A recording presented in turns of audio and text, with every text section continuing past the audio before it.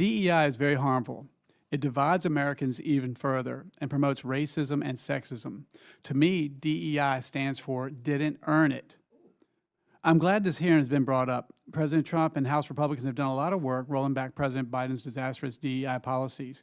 As a Navy SEAL, as a veteran, if somebody saved your life on the battlefield, you wouldn't care about their party, their race, religion, or their creed. We're all Americans. We should be able to disagree without being disagreeable, but the law should be colorblind. Do you guys agree with yes or no, do you agree with Dr. Martin Luther King's statement that people should be judged by the content of their character, not the color of their skin?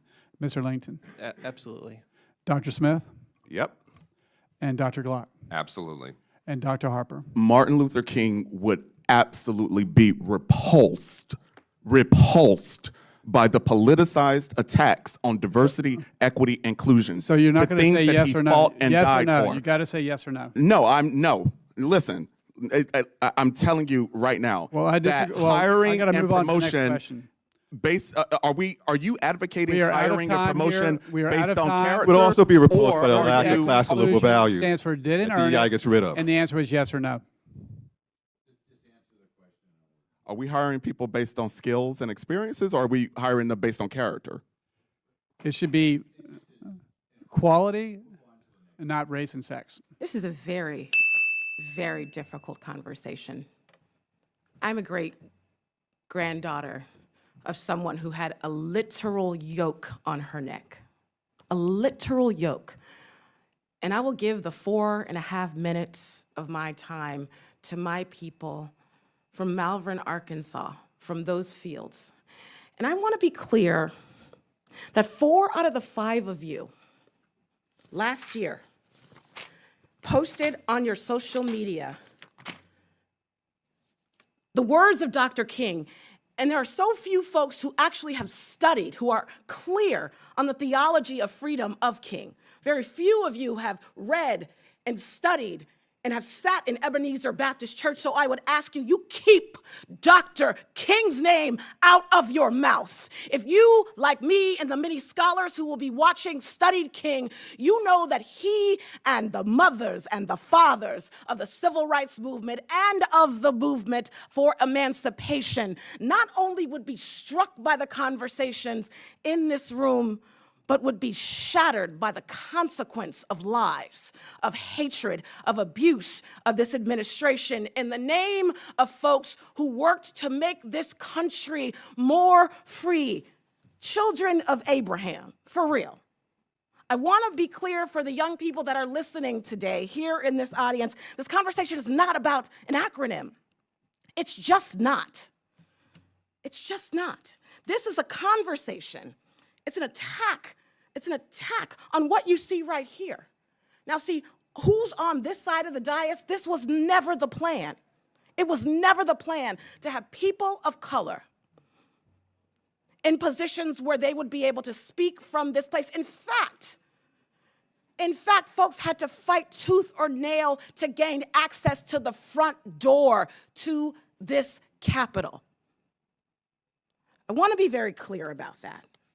Today's hearing says quietly and actually out loud who the majority believe is allowed to belong in this country. They use Dr. King's name in deep vein, who has a place in the hierarchy that was never meant to be questioned. The majority is leading a coordinated effort, I want to be clear, to push us back to a segregated America based on race, based on ethnicity, based on national origin, based on sex, based on sexual orientation and gender identity and disability. Inclusion, as a disabled woman, they have been very, very clear, including folks who look different than the standardized white man in this country, folks who are disabled, folks who love differently. Those folks should not be at the center of power. That's the plan.